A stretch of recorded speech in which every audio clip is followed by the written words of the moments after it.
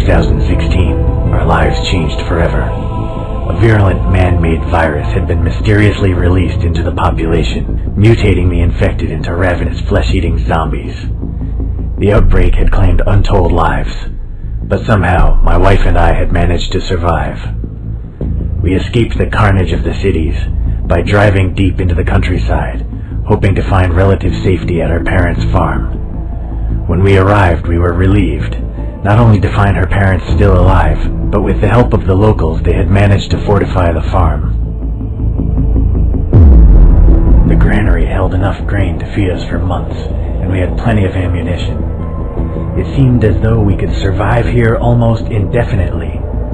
All too soon, we realized things weren't that simple. With no one working at the local sewage treatment plant, filth had found its way into our drinking water. A disease we had all but forgotten about came back to haunt us: cholera. Without antibiotics to treat the infection, people grew weaker and weaker, and finally died.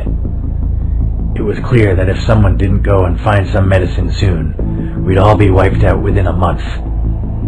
Those still healthy enough to hold a gun decided to draw straws. Mine was the shortest.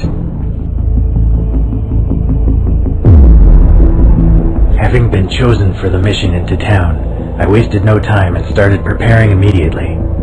I realized that even decisions that seemed unimportant at the time could make the difference between life and death later on. With that in mind, I headed to my father-in-law's wardrobe and started to think about what I should wear.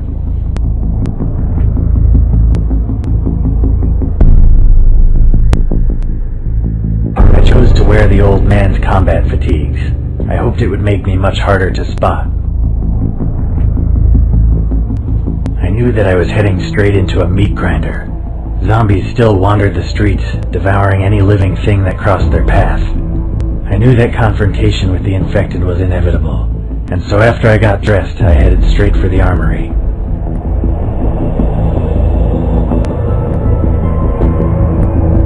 I took the shotgun, realizing it was easy to use and powerful at both close and medium range. Having armed myself, I grabbed a rucksack to carry some additional supplies. It was imperative that I traveled light so I could complete my mission as quickly as possible. My fellow survivors were counting on me getting back with antibiotics as soon as possible, and the risk of being unable to outrun the infected was one I wasn't willing to take.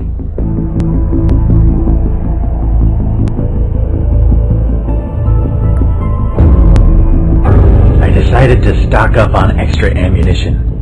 Sooner or later I'd have to fight for survival, and I wanted to be fully prepared.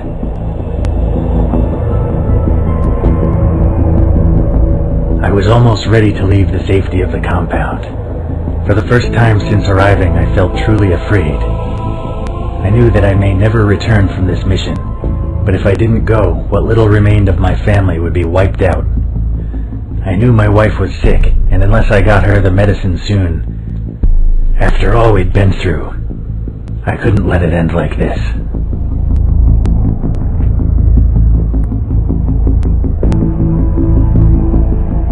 There wasn't a great deal of alcohol left in the compound, but I managed to convince my father-in-law to let us open his last bottle of 32-year-old scotch.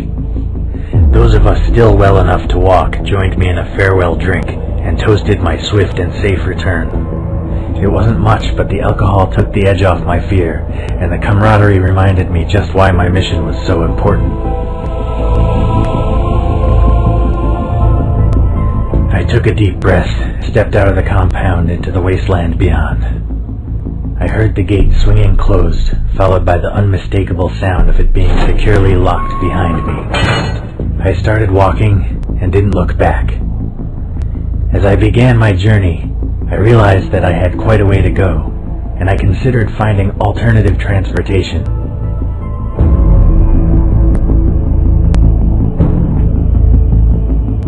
I decided not to waste time trying to find a working vehicle and continued toward the town on foot. After a couple of hours, I eventually came to the outskirts of town. The place had been pretty run down even before the outbreak, and I had struggled to imagine it being any worse than I remembered. I was wrong. Once the streets had been the home of petty gangs and prostitutes, but now they were littered with decaying, half-eaten corpses. The air was thick with flies, and maggots crawled and squirmed among the bodies. I took a moment to regain my composure, and then pressed on, trying not to notice what I was standing on. As I turned the corner, I saw another man standing some distance down the road. I had no idea if it was a survivor like myself, or one of the infected.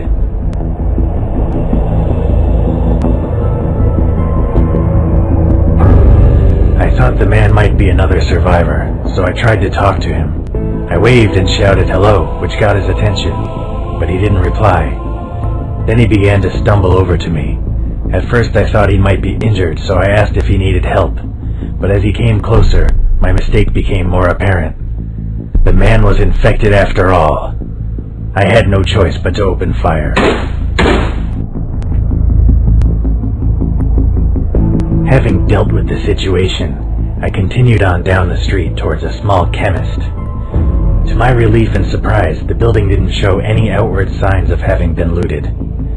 The door was closed and the glass window was still intact. I glanced around to make sure there were no infected nearby, and then tried the door. It was locked.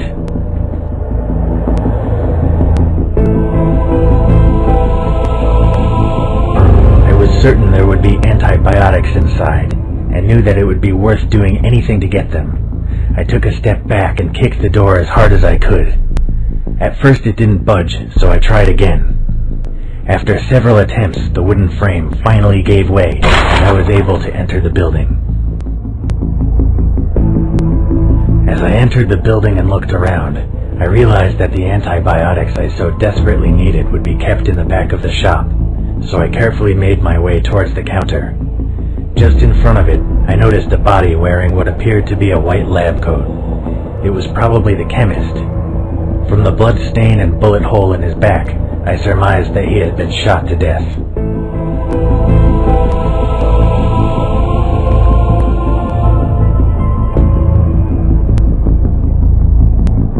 I hadn't survived the outbreak this long by taking unnecessary chances. I took aim and put a round through his skull, just to be safe.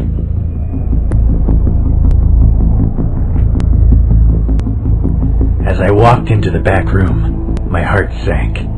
While the front of the shop had been left untouched, looters had clearly broken in at the back and taken all the medicine. Most likely, drug addicts in search of a fix. I searched everywhere, but the only thing left was a few tubes of hemorrhoid cream. I made my way back to the front of the shop and realized that my mission was far from over. I wondered if I could find any extra supplies before continuing.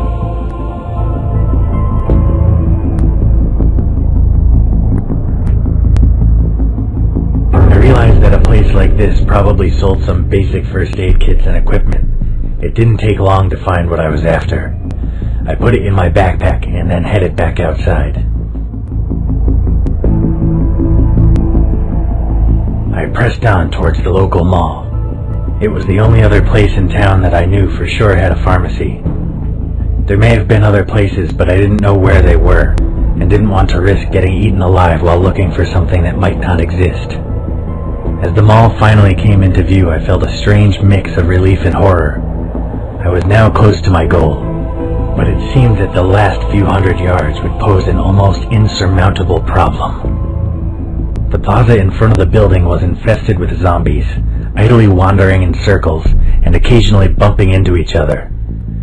As I wondered what to do next, the wind suddenly changed direction, carrying my scent toward the pack of infected. In near perfect unison, the infected sniffed the air and turned to stare directly at me. A split second later, they charged.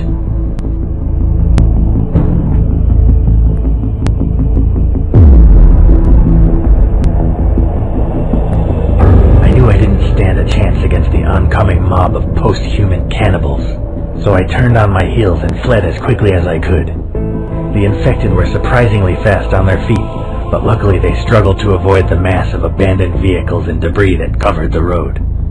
I was able to lose most of them by running around the block, and those that still followed were quite a distance behind me. As I returned to the plaza, I realized that not many of the zombies had chased me as I had originally thought. Unable to reach the main entrance, and with the infected now approaching from all sides, I had no choice but to run down a small side alley. There was still a single doorway into the mall, and luckily it was still unlocked. I slammed the door shut behind me. It seemed reasonably strong, and was small enough to prevent large numbers of infected from pushing against it all at once. Still, leaving it as it was definitely posed a risk.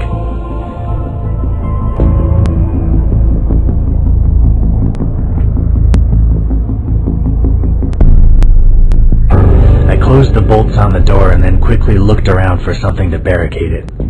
Luckily there was some old tables and chairs nearby, which I was easily able to wedge in front of the entrance. No one would be getting in or out this way anytime soon.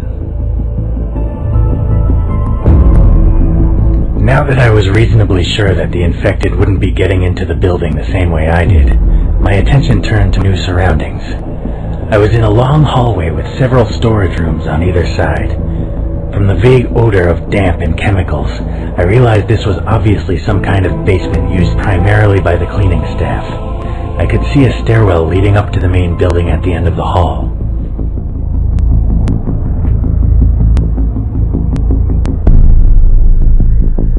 I carefully explored the various side rooms, making sure that none of the infected had made a home here. Fortunately, this part of the building was empty, but I soon realized that some of the rooms posed a serious problem for security. Several of the windows had been smashed in the chaos following the outbreak.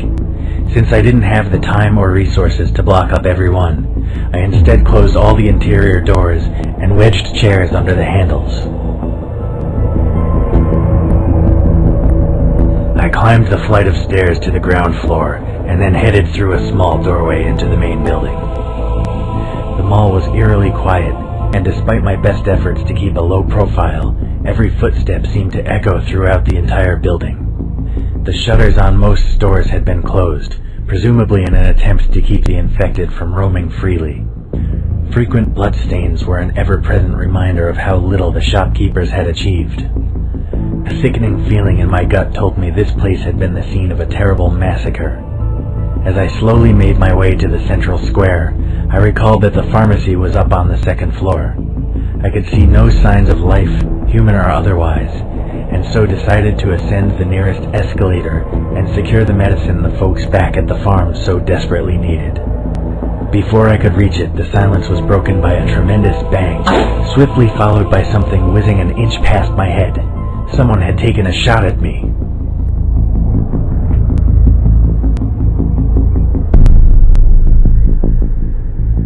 I immediately dove for the nearest pillar as several more bullets were fired. Amazingly, I wasn't hit. The pillar offered temporary respite from my assailants, but it would only be a matter of time before they outflanked me. I couldn't see them, but I could hear them maneuvering on the floor above. I had to act fast if I was to have any chance of survival.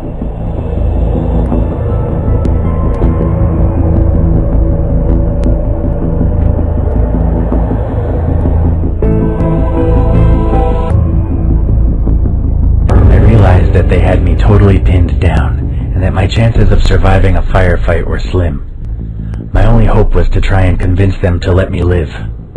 I cried, "I'm not infected," as loud as I could. There was a pause, followed by a voice full of fear and doubt. "Prove it." He ordered me to put my gun on the ground and step slowly out from behind the pillar with my hands up. I could see no alternative, and so I reluctantly did what I was told. As I stood defenseless in the open, I explained that I hadn't been bitten, and that I meant them no harm. The survivors whispered among themselves for a moment, before one of them asked me to take off my clothes so they could see for themselves. I undressed, and a man armed with a shotgun came down to inspect me. Finally satisfied that I wasn't about to eat them, the man asked me why I was here.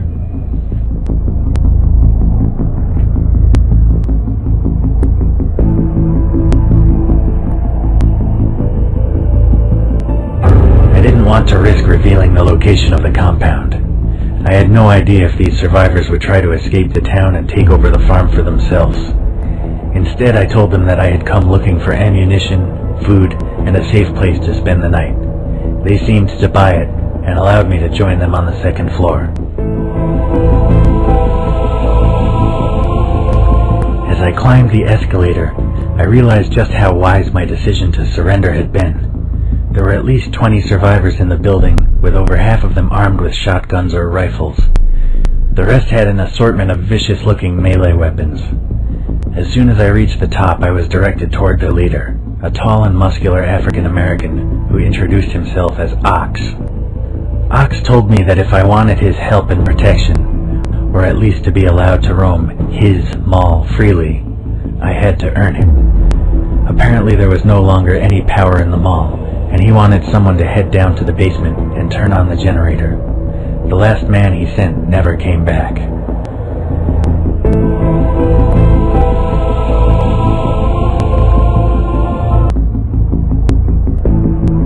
I told him I'd be happy to help, but that I desperately needed some more equipment if I was going to survive. He grudgingly agreed and got one of his lackeys to hand over some ammo. I was then informed that I'd be taking a mechanic named Smith along with me, partly to fix the generator if it needed it, and partly to make sure I didn't try anything stupid. Smith and I went back down the escalator and through the door I had originally come through to the stairwell. We headed back down, and then Smith pointed out another doorway hidden under the stairs that I hadn't noticed before.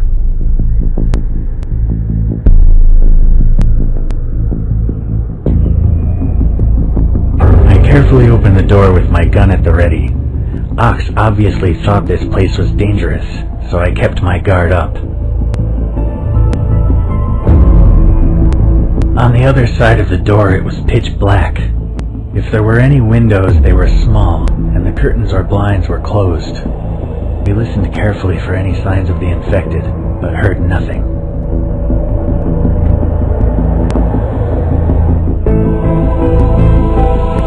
We weren't about to proceed without a light source, but luckily Smith had a few matches on him. We lit one and slowly made our way into the room. The match didn't offer much illumination, but it was enough to make our way to the generator without making any undue noise. We reached the generator. Smith promptly pulled a lever and pressed a few buttons. Apparently getting the thing up and running was as simple as that, because it immediately sprang to life. The lights in the room flashed and came on, and just in time. Our activities had disturbed a small group of infected who had been lurking in a side room, and they were now rushing toward us. I opened fire and was easily able to gun the bastards down. I breathed a sigh of relief and turned to Smith, but to my horror he was lying on the floor, bleeding heavily. In the confusion I had accidentally shot him in the leg.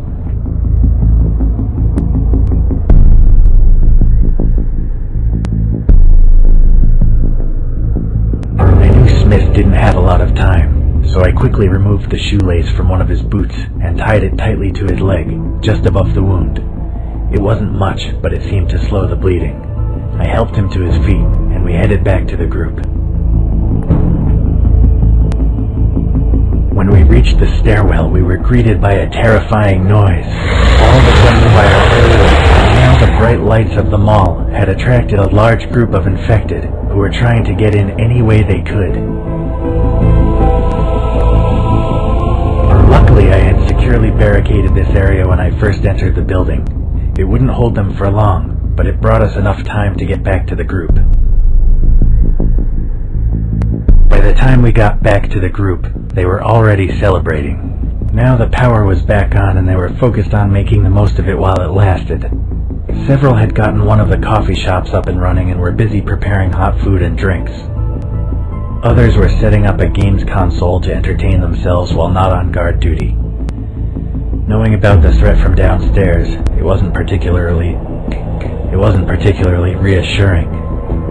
Smith had lost a lot of blood and was barely conscious when we arrived. Once I told them he had been shot, not bitten, Ox ordered some of the few women among the survivors to take care of him.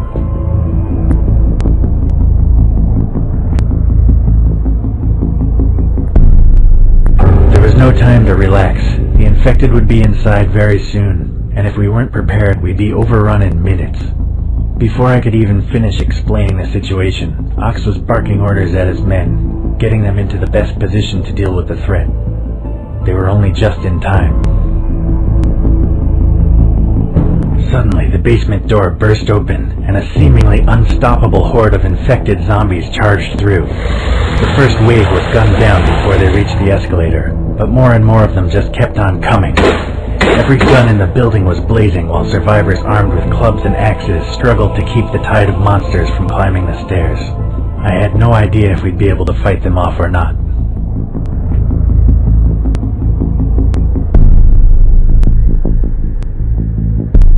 I knew there was no way we'd be able to fight off the infected horde.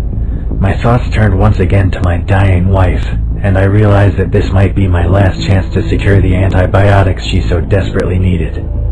While the others held the infected at bay, I ran as fast as I could for the pharmacy. It took me less than a minute to reach the former drugstore. It had been totally untouched by looters, and all the various medicines were readily available. I could still hear the battle raging behind me, and I knew that I didn't have much time. Unfortunately, I wasn't alone. It seemed that the infected had found another way into the building, and several of them were now shambling straight toward me.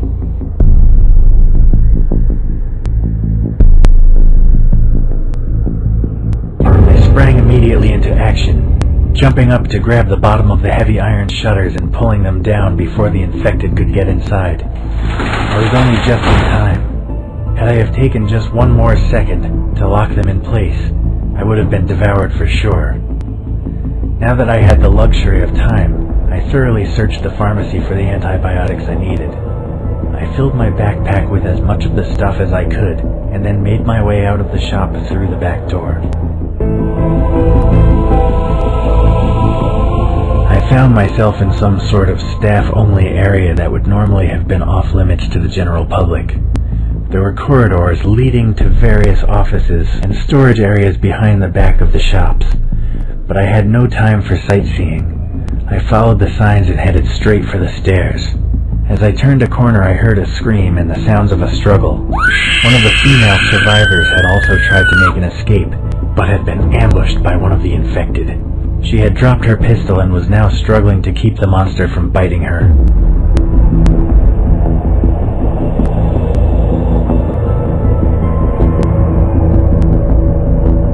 The bitch was probably going to die anyway, and certainly wouldn't need her gun in the afterlife. I picked up the pistol and then left her to her fate. As I reached the stairwell, I became all too aware that the sound of gunfire, a constant companion for the last few minutes, had suddenly stopped. Had the survivors fought off the infected, or had they all been wiped out? I had no way of knowing either way.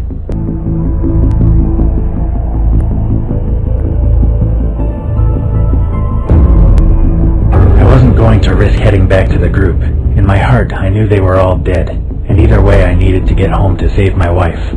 I ran up the stairs, out of the fire escape, and onto the roof. I stepped out into the open air and breathed a sigh of relief. I was on the top level of a multi-story car park which seemed to be blessedly free of zombies. There were also plenty of parked cars in relatively good condition, perfect for a swift and safe ride home. I suddenly noticed movement out of the corner of my eye. I span round and took aim, expecting it to be one of the infected. To my relief and surprise, it was a handful of survivors who had managed to escape the carnage downstairs. Before I could meet up with them, something leaped at me from the shadows, knocking my gun from my hands and nearly pushing me to the floor. I regained my balance just in time to defend myself from the creature's next assault.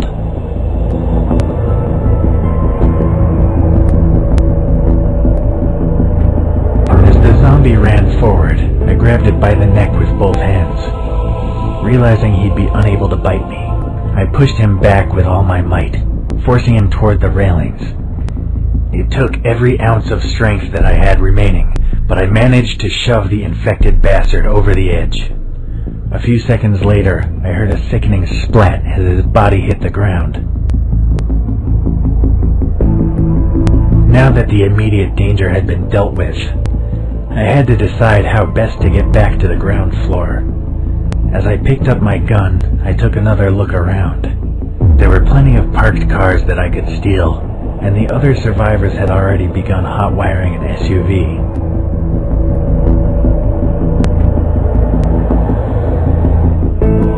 I decided that my best bet was to join up with the other survivors. They seemed pleased to see another living human, and were totally overjoyed when I told them I had somewhere safe to go. Since I was the only one who knew the way, they let me drive. As we made our way down through the car park, we realized just how fortunate we had been. The place was crawling with infected, and there was no way we could have escaped on foot. I sped out of the car park, breaking through the wooden barrier and skidding out onto the main road. I chose the most direct route I could think of, back toward the compound, and drove as fast as I could. I didn't get far though. Not more than 2 blocks down the street, I came across the remains of a serious traffic accident. Several vehicles blockaded the road.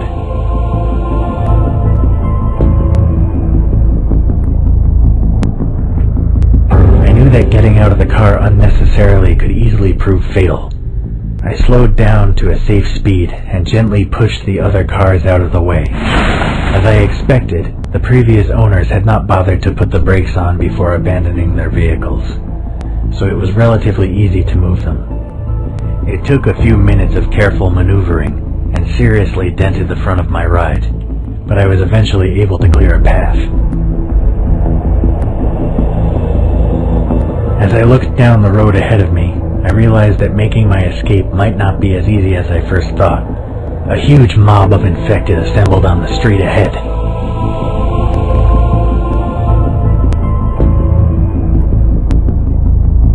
I wasn't going to risk driving through a ravenous horde of the infected unnecessarily. I turned off down a small back road and took another route back to the compound.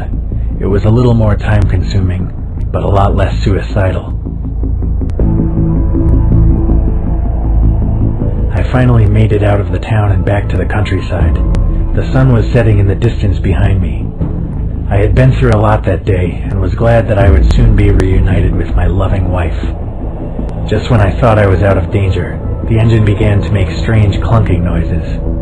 I prayed that it would last until I got home, but God didn't seem to be listening.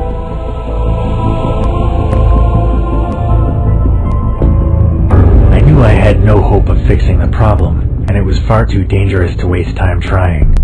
The compound was only an hour's walk or so away, so I abandoned the vehicle and resolved to carry on foot.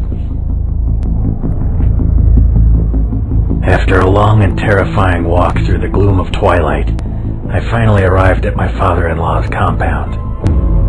I was mentally and physically exhausted, and wanted nothing more than to crawl into bed, cuddle up to my wife, and fall into a deep sleep. I was expecting a far warmer welcome than I received. Despite my heroic efforts on their behalf, the guards wisely insisted that my companions and I prove we hadn't been bitten before being allowed in. Once more I had to strip down to my skin to show that I would remain among the living. With the formalities over and done with, we were finally allowed inside. As soon as the gates were safely closed behind me, my father-in-law ran out from the farmhouse and uncharacteristically gave me a hug. Then he asked me about the medicine.